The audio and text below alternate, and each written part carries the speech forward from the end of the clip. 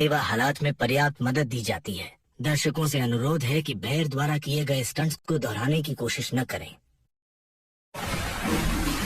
मैं हूँ Bear Grylls और मैं आपको दिखाऊंगा कि दुनिया की कुछ सबसे खतरनाक जगहों से कैसे जिंदा बचकर निकला जा सकता है। मैं तमाम चुनौतियों का सामना करता हुआ उन जगहों पर भी टिका रहूंगा जहाँ जान बचाने के सही गुर जाने बिना आप एक दिन नहीं टिक सकते।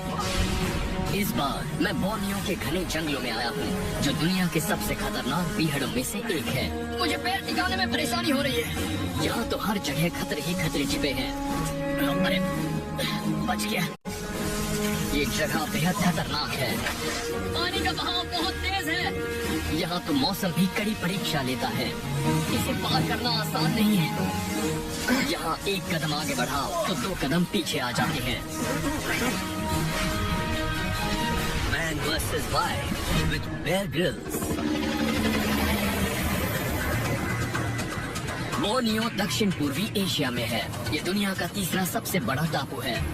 करीब 7.5 लाख वर्ग किलोमीटर में फैला ये टापू लगभग टेक्सास जितना बड़ा है। खतरनाक पहाड़ों और बेहद घने जंगल से ढकी इस जगह पर कमाल के जानवर और पेड़ पौधे हैं।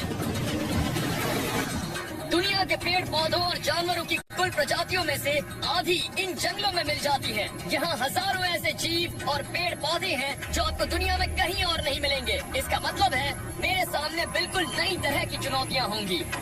इतने घने जंगल में जब इतने गिरे हो तब रोमांच के शौकीन लोग ही यहाँ आएंगे। पर गलती मत करना, जो चीजें इस जगह की खासियत है वही एक चूक होने पर आपके लिए जानलेवा साबित हो सकती है।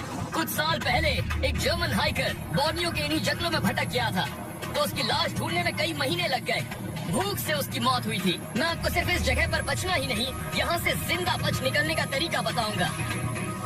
मैं अब जंगल के सबसे घने हिस्से की तरफ बढ़ रहा हूँ। यहाँ मेरा हेलीकॉप्टर नहीं उतर सकता, इसीलिए मैं रस्सी के सहारे पेड़ों के ऊपर उतरने वाला हूँ। मैं आपको बताऊंगा कि पेड़ों से जमीन तक कैसे पहुँचा जाता है। हमें उस तरफ जाना है, हेलीकॉप्टर को वापस घुमा लो। ओके बैन, हम उस जगह पर पहुँच रहे हैं।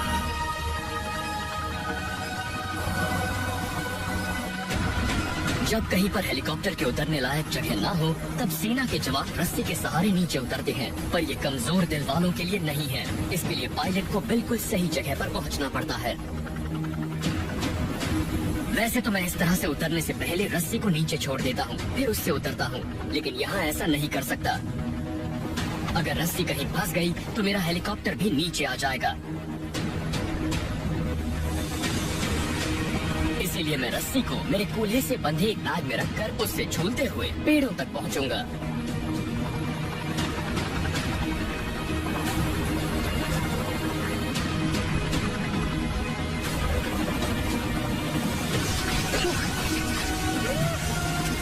मैं पेड़ों तक तो पहुंच गया, लेकिन अब भी जमीन से करीब 100 फुट ऊपर हूँ।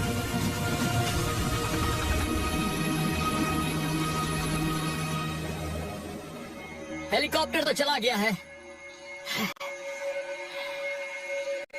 ये एक बहुत ही खतरनाक जगह है। ये मेरी उम्मीद से कहीं ज्यादा ऊंचा है। अब आप भी समझ सकते हैं कि कोई पायलट ऐसे जंगलों के ऊपर उड़ान भरता है तब उसे अलग से रस्सियां दी जाती हैं, ताकि किसी इमरजेंसी में अगर उसे नीचे उतरना पड़े तो वो रस्सियों के सहारे आराम से उतर सके। लेकिन मुझे यहाँ नेचर को ही यूज करना पड़ेगा। यहाँ पेड़ से नीचे जाती कोई टहनी नहीं है और इसका तना इतना मोटा है कि मैं उसे ठीक से पकड़ नहीं सकता। लेकिन अगर पास के उस पेड़ की वो बेल पकड़ लूं तो नीचे उतरने की कोशिश कर सकता हूँ। कुछ छोटी बेलें इन दोनों पेड़ों को जोड़ रही हैं और मैं उनके सहारे उस पेड़ तक जा सकता हूँ। ये बेलें बहुत खतरनाक लग रही हैं, लेकिन ये बहुत मजबूत हैं और मैं इनका इस्तेमाल कर सकता हूँ। मुझे इनकी मदद से उस लंबी बेल तक पहुँचना है। छोटी छोटी बेलों पर अपने शरीर का वजन बांटने पर उनके टूटने का खतरा कम हो जाएगा। ये काफी मजबूत है। इतनी ऊंचाई से गिरना भी जानलेवा हो सकता है।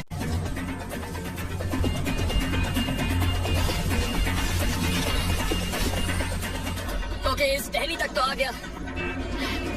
ये वाली बाकी की टहनियों से मजबूत लग रही है।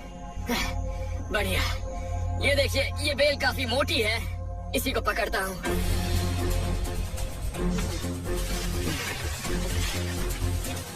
ये बेल रस्सी कम फायर ब्रिगेड के खंभे जैसी ज्यादा लग रही है। इस पर पकड़ बनाने के लिए मुझे काई साफ करनी होगी।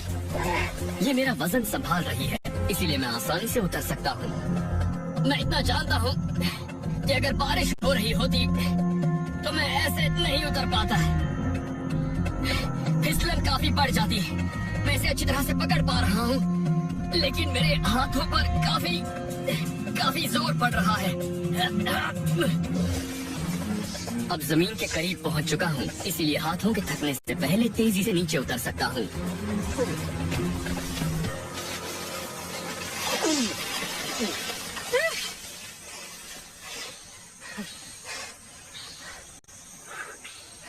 काफी ऊंचा था ये, उतरना आसान नहीं था, लेकिन ये तो पता लग गया कि बेल काफी मजबूत थी। बढ़िया, चलो अब हमें नीचे जाना है। बोर्नियो में जंगल से बाहर निकलने का सबसे अच्छा तरीका है पहाड़ों से नीचे उतरना। उस तरह से आप जल्दी से किसी नदी या सोते तक पहुंच सकते हैं, और बस्तियां भी अक्सर घाटियों में ही होती हैं। जरा ये देखिए, इनकी वजह से यहाँ सावधान रहना जरूरी है। ये देखिए, ये कांटे देख रहे हैं? अगर नीचे उतरते वक्त आपने गलती से इन्हें पकड़ लिया तो ये आपके हाथों की चमड़ी उधेड़ देंगे। इनसे एक अलग परेशानी ये है कि ये टूटकर शरीर में धंस जाते हैं और इनसे इन्फेक्शन हो सकता है। ऐसे किसी चीज को पकड़ने से पहले अपनी सिक्स सेंस से काम जरूर लें। ध्यान दें कि आप किसी ऐसे तने को पकड़ें और ना ही किसी ऐसे तने को। इस जंगल में सिर्फ इन पेड़ पौधों से ही सावधान नहीं रहना पड़ता, बल्कि यहाँ तो ऐसे जीव भरे पड़े हैं जो आपके खून के प्यासे हैं। ये देखिए, यहाँ एक लीच है, देखिए आपने? इस जंगल में इस तरह की करोड़ों लीचेस होती हैं। देखिए ये कैसे ऊपर चढ़ने की कोशिश कर रही है। अब इसे मेरी गंध मिल गई है, और अगर मेरी खाल से ये चिपक गई तो मेरे शरीर में ऐसा एंटीकोएगुलेंट छोड़ देगी जिससे मेरा खून जमेगा नहीं, और फिर लगातार खून बहता ही रहेगा। मैं इसे यहीं छोड़ देता हूँ। बोर्नियो में इन लीचेस की कमी नहीं है, और मैं इन्हें अपना कीमती खून तो हरगिज नहीं पीने दूंगा।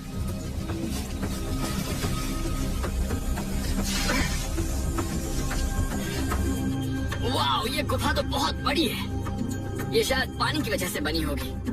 मैं इसके अंदर जाने की कोशिश करता हूँ। हो सकता है मुझे वहाँ से नदी की ओर जाने का रास्ता मिल जाए। नीचे तक जाने का भी एक आसान रास्ता है। वो जो मोटी बेलें हैं वो गुफा के तल तक नीचे गई हैं, लेकिन उसके अंदर जाने के लिए मुझे पहले रोशनी का इंतजाम करना होगा। अच्छी मशाल बनाने के लिए जलने लायक कोई अच्छी चीज चाहिए, और इस जंगल में ऐसी चीजों की कोई कमी नहीं है। ये देखिए, ये एक डैमार का पेड़ है। ऐसी चीज को जंगल हेक्सी कहते हैं, क्योंकि जंगलों में मशाल बनाने के लिए उन्हें ऐसी चीज दी जाती है। इसे एक बार जलाने पर ये काफी देर तक जलता रहता है। ये मशाल के लिए सही रहेगा। ये रस बहुत काम की चीज है। इसके साथ मुझे बांस का एक टुकड़ा भी मिल गया है, इसीलिए मैं एक मशाल बना सकता हूँ। मुझे बांस के इस टुकड़े को एक तरफ से थोड़ा छीलना है, फिर मैं इसमें ये रस भर दूंगा।